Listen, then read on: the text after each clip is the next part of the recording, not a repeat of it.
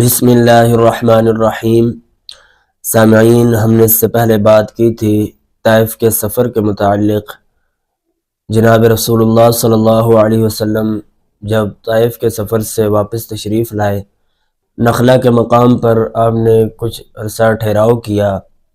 چنانچہ وہاں پر 7 جن تھے جن کا وہاں سے گزر ہوا۔ نبی اکرم صلی اللہ علیہ وسلم وہاں پر قرآن پاک کی تلاوت فرما رہے تھے، اور ان جنات نے نبی علیہ السلام کی تلاوت کو سنا اور گزر گئے۔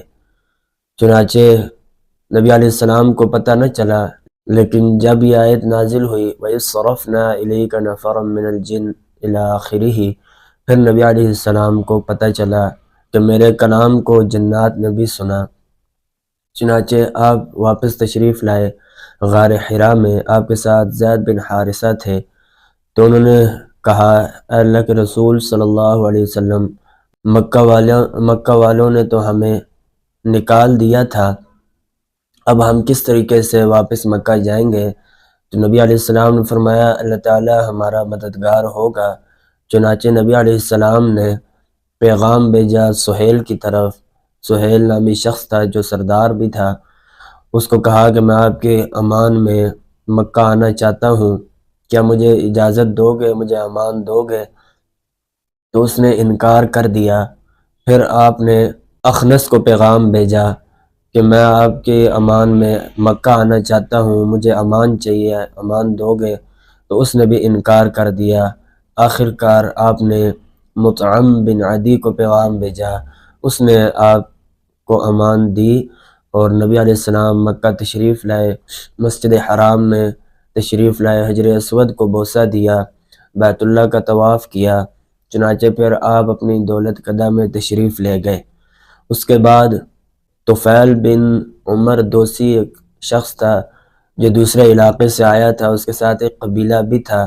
جب وہ مکہ پہنچا تو مکہ والوں نے اس کو سمجھایا کہ بھئی یہاں پر ایک شخص ہے جو اللہ کو ایک مانتا ہے اور اللہ ہی کی عبادت کرتا ہے، ہمارے بتوں کو برا بھلا کہتا ہے، تو ہماری آپ سے درخواست ہے کہ اس کے کلام کو نہیں سننا، اس کے کلام کے اندر جادو ہے، یہ نہ ہو آپ سن لو تو آپ بھی اپنے آباء و اجداد کے دین سے ہٹ کر اس کے دین کے اوپر چلنا شروع کر دو۔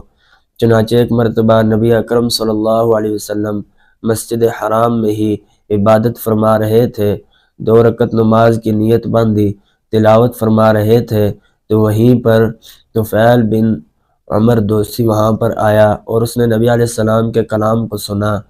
اور پھر نبی علیہ السلام جب نماز مکمل کر چکے واپس تشریف لے جا رہے تھے اپنی دولت قدہ میں، تو یہ پیچھے پیچھے ہو لیا۔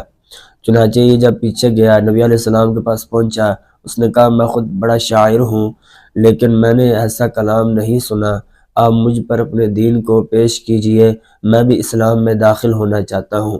چنانچہ وہ بھی مسلمان ہو گیا، اور مسلمان ہونے کے بعد اس نے کہا، اللہ کے نبی، آپ مجھے کوئی نشانی بتا دیجئے، میرے لیے دعا کیجئے، اللہ مجھے کوئی نشانی دے دے کہ میں اپنی قوم میں جا کر جب دین کی بات کو پھیلاؤں تو لوگ مجھ سے اگر کوئی دلیل مانگے تو میں ان کو بتا سکوں۔